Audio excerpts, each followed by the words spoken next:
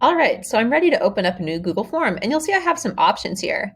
I could choose a totally blank form. I could choose a quiz. There's also a variety of templates I can choose from exit tickets to worksheets. Check it out sometime. I'm just going to do a blank form this time. And let me show you some of the settings that you have on your form here. To access your settings, click on your little wheel, your little cog up there by the send button. So your general settings, the first thing you want to think about is, do I want to collect emails? Sometimes you'll want to collect emails, but you might not want to, just depending on what you're doing. So consider whether you want to check that box. You may also want to think, do I want to require people to sign into Garland ISD or not? I probably want to require my students to sign into Garland ISD. That way I have their email address and I know that it's really them.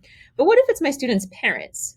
I probably don't want to check this box for the parents because they can't sign in with a Garland ISD email the same way their students can.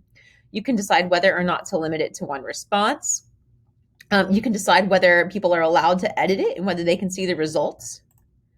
At the presentation, if you have more than one section in your quiz, you can show the progress bar and it'll show them how close they are to finishing. Yeah, for a form or a quiz. You can decide to shuffle the questions if you want to. And I often like to say, thanks for filling out my form.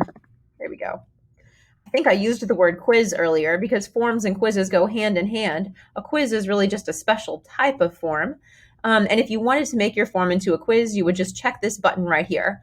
I'm not going to go into the details of quizzes because we'll talk about those a little bit later. Those are your basic settings here for your Google Forms. You can also click on these dots right down here and look at your preferences.